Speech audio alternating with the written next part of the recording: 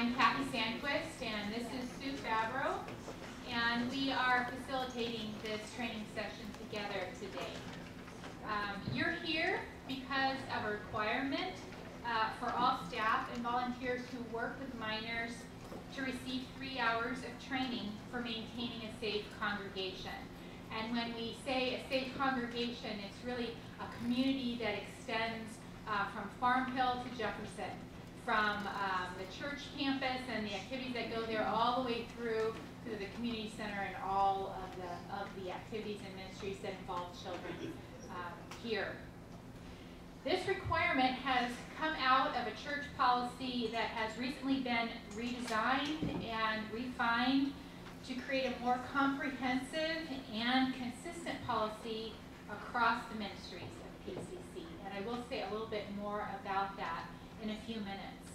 It impacts the whole church campus, but it particularly impacts children's ministry, student ministries, and then the community center activities and ministries that involve minors. Excuse me.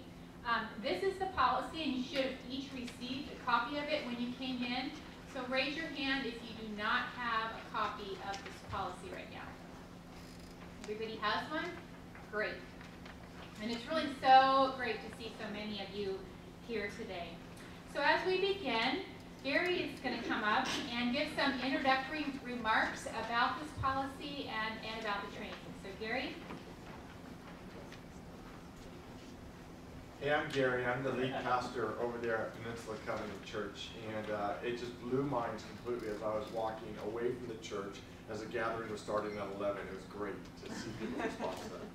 I wanted to say 3 things. First of all, I want to thank you for being here, and I want to tell you that it's so important what we're doing. We really want a campus that is safe where kids can thrive, and our culture is not very thrive friendly for kids, and so we want to be that. Thank you for working with kids. They are not just our future, they're our present, and it matters what you do. Second thing I want you to know is that this policy doesn't just extend to you, it extends to every paid staff, unpaid staff, myself included. We are all governed under this policy. And the third thing I want you to know is that this has come out of a long process and really a terrible situation that began 5 years ago where most of you probably know we had a case of criminal sexual abuse on our campus. And we've walked through that, and this is one of the good things that came out of that horrible, horrible experience. And so what this means is not just for us to be safe, but we hope also it's a source of healing for so many. I had an adult who was abused as a little kid come up to him and they heard about this, saying, "Thank you so much. You have no idea what it means to me as an adult that this safe church policy is taking place." And so many of the families that were victimized by that abuse are still in the body and had a hand in shaping this. And so I want to thank you for that, just for being here and the priority you put on being here. And God bless you as you go through this, okay? I'm going to get back to my other job. Thank you, Gary. So everybody take out your Safe Church policy and open to the table of contents, which is this second page, back and front page. And you can see that there's a lot in this policy. There's a lot of content.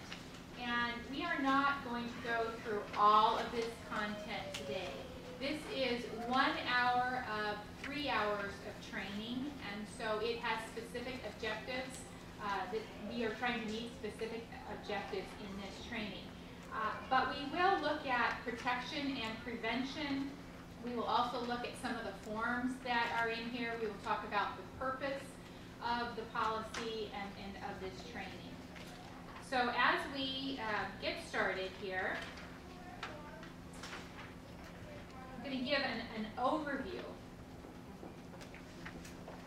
This is the first of three training hours, although some of you may have had hour 3 before hour 1, and that's perfectly fine.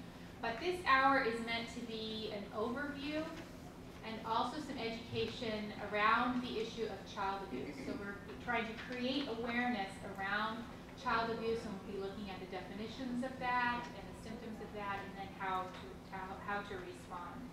The second hour or module of training will be an online training. You will be able to do that independently at your own computer. If you don't have a computer, you'll be able to come to church at a designated time that's convenient for both you and the church when there's space available, and take the training on a computer at church. It is a ministry, it is a training that's going to look more at the nuts and bolts of the policy itself. So that's what that second module is about. It's under development and not completed yet, but you will be notified when it is complete. The third module is a ministry-specific training. And so like I said, some of you already may have had some of this in your area of ministry, but the idea behind this third hour is that you would actually look at live situations that could occur in your area where you are working or volunteering. And how does the policy inform those types of situations? For example, in student ministries, they do a lot of road trips. And so vehicles and vehicle registration and driver's license and the protocol for that for volunteers is part of their training for safety for their activities.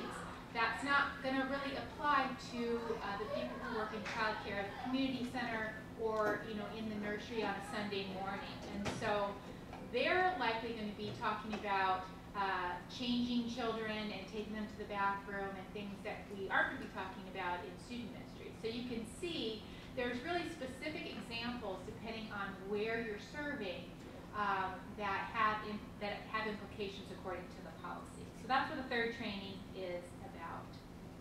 Would everybody turn to page 17 of their manual, please? This is a signature page.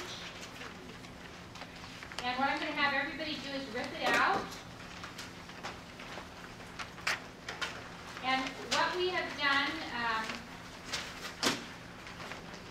is we just created a document that lets us know that you've received a copy of the policy.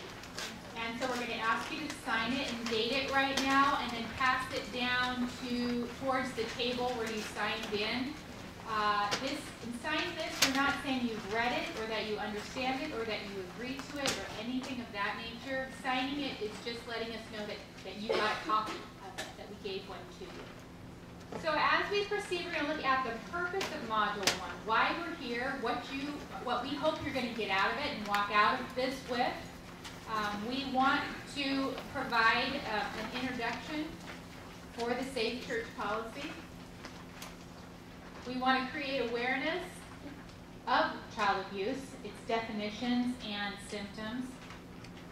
And then to give some basic, make sure my slides are ready, to give some basic instructions for responding and reporting. In addition to that, we want to give, I keep looking in two places, there we go.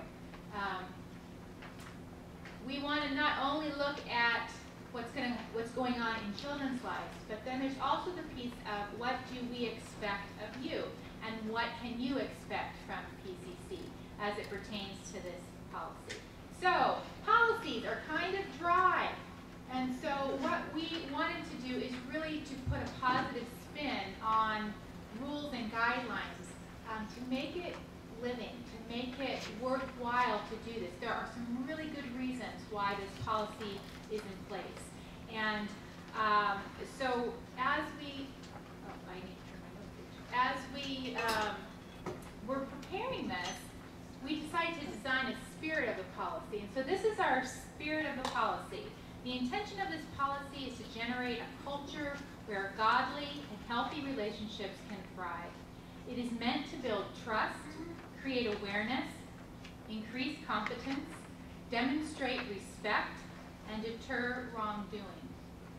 We fully acknowledge that a policy cannot keep us safe. I want to emphasize that. We fully acknowledge that a policy, it's paper, it's words on a page,